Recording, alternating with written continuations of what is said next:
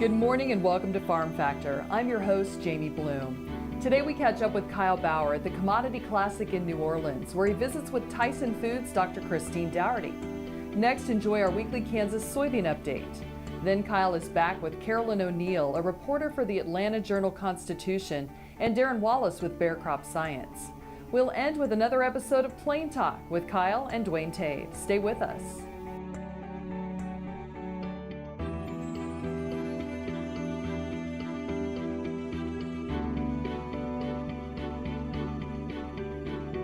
Closed captioning brought to you by Ag Promo Source. Together we grow.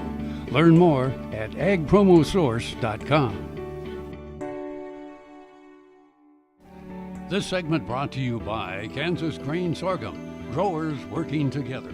Find out more at kansasgrainsorghum.org. Welcome to Farm Factor. Let's join Kyle and Dr. Daugherty at the Commodity Classic in New Orleans and learn about Tyson Foods' Sustainable Food Program. Hi, this is Kyle Bauer from New Orleans. I have the opportunity to visit with Dr. Daugherty. She is with Tyson Foods. Christine, tell me what you do with Tyson. I head up our Sustainable Food Production Program. That program encompasses three facets. One, all of our animal well-being efforts across our four proteins: beef, chicken, pork, and turkey. We also handle the sustainability efforts across the company. That's our water management, greenhouse gas, energy. And then the third component is innovation. How do we look to new processes and procedures to help us become better in those two facets of animal well-being and sustainability? I had the opportunity to hear you on a panel just a few minutes ago and talk about the confusion, if you will, among the consumer on labeling issues and just the clutter or noise in the industry. I heard you say that people need to find a trusted source. How would a consumer find a trusted source in their food that can address all the issues that might come up? I don't know that there would be a single source for all of the questions they may have, but some of the trusted sources that they may want to find is an extension agent or a university. Someone who understands agriculture can help them decipher some of that information. A lot of times those agencies or entities will have great resources on their websites as well. We have a number of resources on our website that they can go to look how is the animal raised, what are some of the claims, and then the USDA also does a good job of explaining some of this things such as natural, organic, because as you heard from the panel, there are standards that need to be met before you can label especially meat products with these claims. I guess one point that I heard brought out in there too, probably the best place to study your food isn't necessarily the labeling at the supermarket. You should probably study before that. Yeah, I think, however, you should really pick up a package, especially a meat package. Look on the front and look on the back. There's a lot of things that may be on the back of the package that will give you information, but really be an informed consumer. And if you're not sure, go to that website, go to that company who is producing that item and look to see what they say about it. They need to be truthful. We're truthful in our labeling, and we disclose all the information there. We're visiting with Daugherty. She is with Tyson Foods. This is Kyle Bauer reporting from New Orleans. Folks, come back after the break for this week's Kansas Soybean update.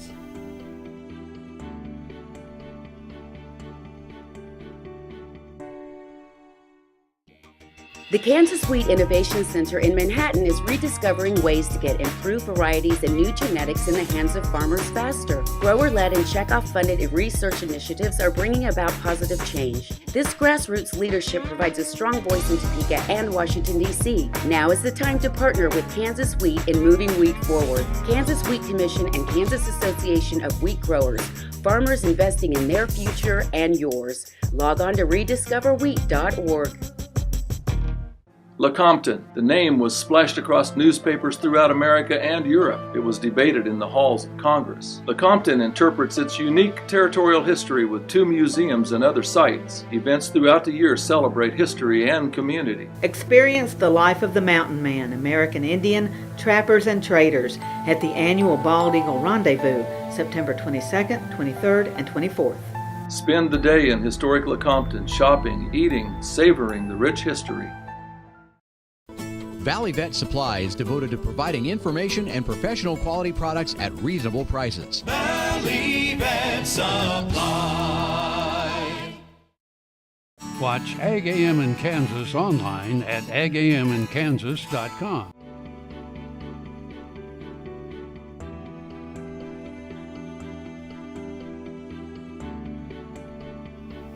Welcome back to Farm Factor and the Kansas Soybean Update. This is the Kansas Soybean Update. It's brought to you by the Kansas Soybean Commission. The Soybean Checkoff, progress powered by Kansas farmers. Dennis Grumbacher farms near Andale and serves as chairman of the Kansas Soybean Commission. Dennis, despite potentially large stocks and export challenges, the value chain has taken advantage of several opportunities to create a more optimistic outlook for soybean demand and prices. The Kansas Soybean Commission, on behalf of all soybean farmers, would like to thank our customers. Whether you bought soybeans, soybean meal, biodiesel, or soy oil, or you consume pork, chicken, beef, fish, turkey, or milk, soy, or dairy in the past several years, you have been great partners in challenging us to grow more soybeans. We also would like to thank our processors who have increased their processing of soybeans into meal and oil, and all our export buyers and marketers who have delivered our products to countries all over the world so we could increase the protein diets of many starving people in this world. Farmers maintain a positive attitude for the long run, thanks to the expanding soybean uses. So what are some of those uses? First, Kyle Lake soybean oil promises to help reclaim a share of the demand lost to trans fat concerns. We are thankful that contracts already are available in north central and northwestern Kansas and look forward to Kyle Lake soybeans spreading to the rest of the state in the next several years. Also, U.S. soybean meal use is expected to grow 2% per year for the next few years. If that applies to animal agriculture in Kansas, it could mean feeding the meal from an additional 1 million bushels of soybeans to pigs, beef cattle, and dairy cattle in 2018. In Japan, Taiwan, South Korea, and India, soybean meal use has grown 10 million tons over the past 5 years.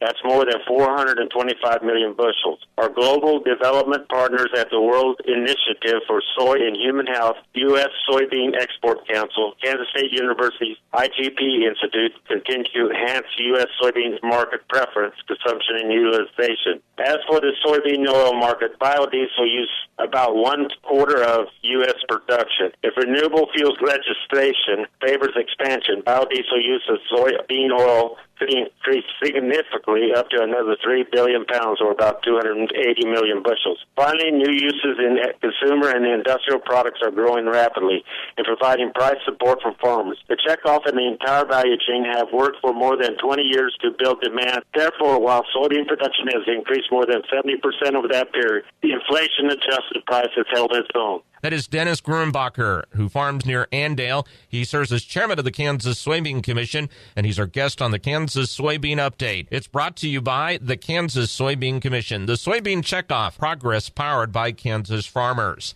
Learn more at kansassoybeans.org. For Kansas Soybeans, I'm Greg Akagi. Hope you enjoyed this week's Kansas Soybean Update. After the break, we'll catch up with Kyle and Carolyn O'Neil, registered dietitian, cookbook author, and travel journalist.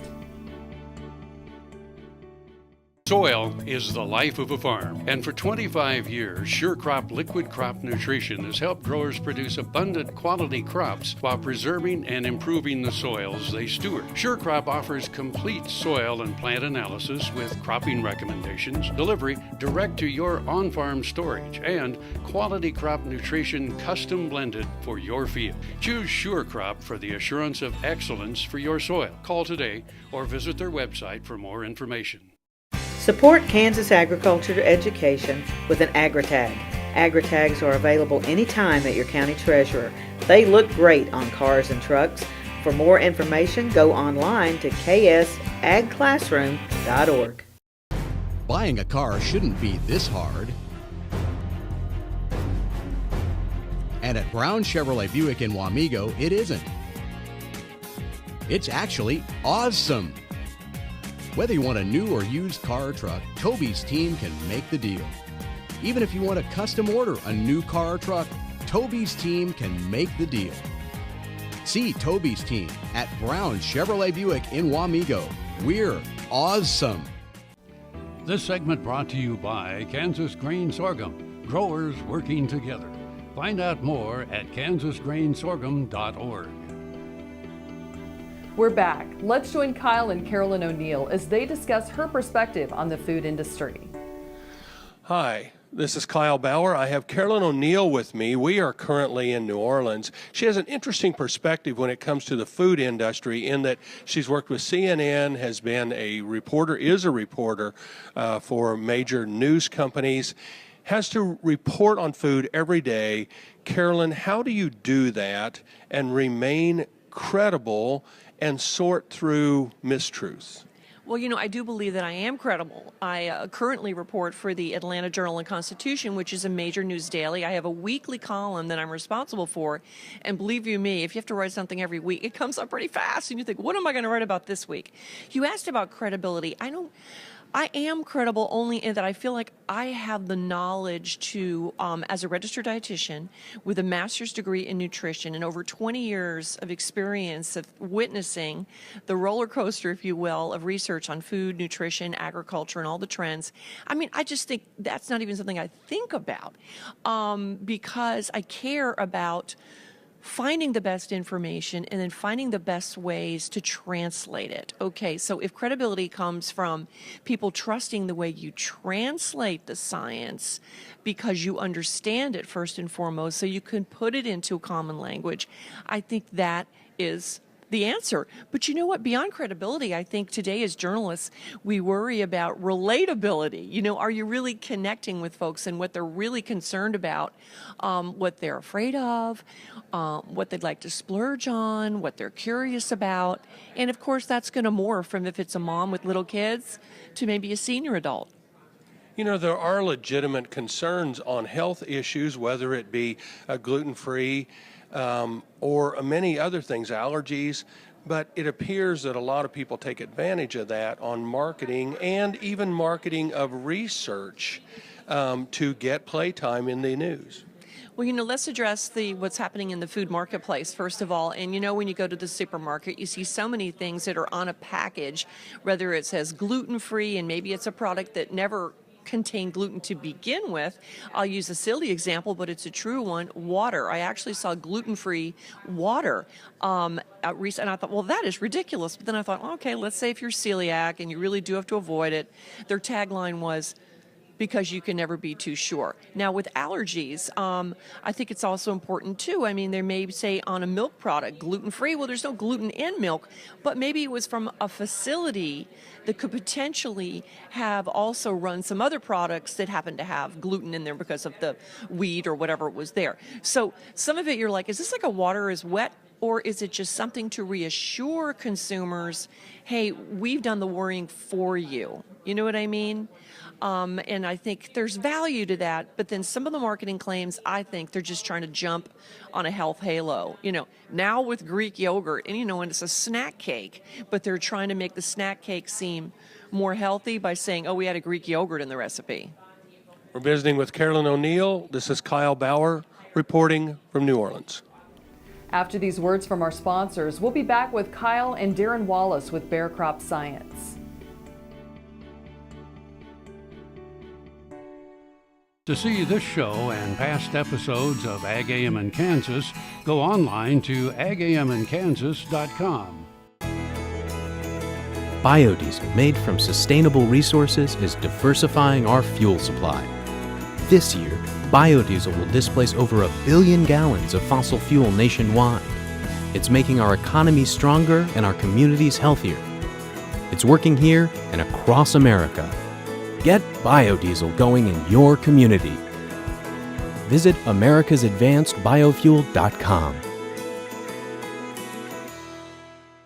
Kansas Farm Bureau, the voice of agriculture, represents grassroots agriculture. The state's largest and most powerful farm organization stands up for its members through leadership development, agriculture education, legal defense, environmental advocacy, farm safety, and risk management. Members also enjoy money-saving benefits. To join our organization today or to learn more, go to www.kfb.org or find us on Facebook and Twitter. Tallgrass Commodities offers producers bulk commodities at a reasonable price with reliable service throughout the whole Midwest. To find out more about Tallgrass Commodities, visit tallgrass.us or call 785-494-8484. This segment brought to you by Kansas Farm Bureau, the voice of agriculture. To join today or more information, go to kfb.org or find us on Facebook and Twitter. We're back with Kyle and Darren as they discuss research showing farmers are the most trusted source of information for consumers about food product safety. Hi, this is Kyle Bauer from New Orleans visiting with Darren Wallis. He is with Bear Crop Science. Darren is in the communications division, and as we listen to people speak today, Darren, we find that the consumer believes the farmer as a credible source or one of the more credible sources. Would you run down some of those percentages of what they're thinking who are credible? Sure thing. Well, as a farm kid myself, I take great pride in the fact that people believe in farmers and that they have their best interest at mind. Based on some consumer research that we've seen, 30% of consumers in this survey feel very strongly about growers and that they provide the best source of information on their food. What that means to me, though, is that there's 70% of other consumers that either haven't formed an opinion or that there's an opportunity to really engage in the dialogue. But growers should feel really good that they are the most trusted voice ahead of doctors, nutritionists, certainly large companies and NGOs. But it still means there's work to do in telling the story of modern agriculture and what goes on the farm. So as a farmer, how do I continue to raise that 30% number to even higher levels and not let it deteriorate? Well, first of all, we know that growers have a lot going on. They've got a business to run, and they're certainly working actively every day. But increasingly, we know that engaging with the public is just as important as making seed decisions or chemical decisions on their farm. So what that means is they should engage in big and small ways, be that through social media. Certainly gives a lot of opportunity to reach people around the world and around the country. But they can also choose to engage in their own communities, be that in church settings, PTA, school settings, or if they're invited to speak on what they do. Agriculture needs to throw open the farm gate and the barn doors across the spectrum and really welcome people in to understand what's going on their fields and in their farms. And I think that's a critical conversation for the 2% of people that produce food, for the other 98% to continue that education drumbeat. So we need to be prepared with that time when someone at our local Rotary Club or in our church or at the school asks us that question about antibiotics in meat or genetically modified, and you go, oh my, can I really help myself with that? But you really do know the answer, and if you think about it just a bit, you can have that elevator speech, if you will, ready to help that consumer. Absolutely. I think what's most important is really listening to people and their questions first and really understanding where they come from. So if people are asking questions about genetic modification or the use of pesticides or insecticides, really understanding and asking more questions first, and then perhaps responding, not so much with facts and statistics, but, well, here's how I think about it on my farm, or here's why I make the choices that I do, and really acknowledging what we know today, which is that as a grower, there's no one more interested in the stewardship and the longevity of my land than me. And they come with such an authenticity and such a pureness of spirit and heart that I'm positive that when growers engage, that they will be pleased with the new conversations that they have. We're visiting with Darren Wallis. He is with Bear Crop Science. This is Kyle Bauer reporting. Back to you, Jamie. Stay with us after the break for this week's Plain Talk with Kyle and Duane Toews. Hi, I'm Annette from Jackson's. Our annual gigantic sale will be this Saturday, where every plant in the greenhouse and in our nursery, from annual to perennial, shrub, tree, or water plant, will be half price. Don't miss our biggest sale of the year. WIBW Jackson's Greenhouse Garden Club members can shop Friday, Saturday, and Sunday when they present their membership card. They'll receive the 50% sale prices. Jackson's Greenhouse has what you need today. There's a lot of different ways of doing this woodwork, but I could not make a knife without both hands, especially without this thumb. And my thumb was so sore that I couldn't even touch it, and they wanted to fuse it, and I said no, cut it off, because I didn't want it sticking up. And I found out about the Kansas regenerative stem cell and went to Manhattan and had that taken care of in my thumb, and now I'm able to go again. Ag Promo Source is a unique group of marketing specialists with one mission: help your ag business grow. Each affiliate has their own area of expertise, and they work together to bring you advice, products, and services. To get started, visit agpromosource.com. Ag Promo Source, together we grow. Valley Vet Supply is devoted to providing information and professional quality products at reasonable prices.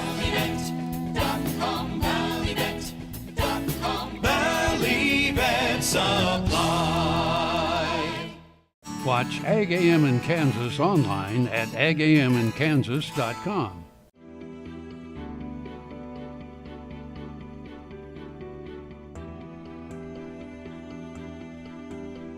Thanks for staying with us. Now on Plain Talk, Kyle and Duane discuss the petroleum industry in New Jersey. Hi, this is Kyle Bauer with Plain Talk with Duane Toews. Okay, let's talk about the petroleum industry in New Jersey. The New Jersey petroleum industry. What do you laugh about? It's not a very big state. There's a lot of cars back there. Well, yeah, but how many drilling wells could you put in New Jersey? Pennsylvania has quite a few. They do. Are they still running as strong there? I mean, that was the first place in the country they found oil. Yeah, no, when this new horizontal drilling came about, did just as much to recoup the oil, or to resurgence in the industry as it did anywhere else. Yeah. So they went back into those wells. Well, what brought this up was I saw a map of where all the crude oil pipelines were. Right. And they are all out here between the Rockies and the Mississippi for the most part. Sure. I mean, they're just all kinds of them out here. And it's like, there's none over there. Right. And I seem to remember seeing refineries, and I happened to send that to a friend, and he said, how do those refineries in New Jersey get? And I said, probably imported oil off of ships. So we both went to looking, and sure enough, almost all the oil that came into New Jersey until recently was imported oil. Because once you load it on a ship, right, and that's the easiest, cheapest way for them to get it. But recently that changed. What would that have changed to? And why would it have changed? I was going to say, why would it have changed? Because actually domestic oil recently got cheaper. They could truck it in? They had trains coming out of the Balkans and out of Canada. Gotcha. And so a lot of those unit trains that we heard coming out of the Balkans every day, they weren't coming east. They were going east. They weren't going south into Houston or Mexico. They were going east. That's interesting. And they also have barges that literally, it's not the same as a ship, I guess. They barge it up from the Gulf up to that area. So that, to me, seems like a pretty logical way of doing it. But here, two of the three refineries have closed in the last 3 years. And what are they using for? And it's like, okay, and also New Jersey is the crossing point for almost all the product lines. In other words, gasoline and diesel and all the things that you bring off of that. So they basically just turned them into storage facilities. And the storage facilities are so big that the federal government saw no reason to have a heating oil reserve anymore in the northeast part of the United States. Said, we got enough storage, we don't need any more. Thanks for joining us. I'm your host, Jamie Bloom, and I hope you enjoyed today's show. See you next week on Farm Factor. We're here every Tuesday on Ag AM in Kansas. Closed captioning brought to you by Ag Promo Source. Together we grow. Learn more at agpromosource.com.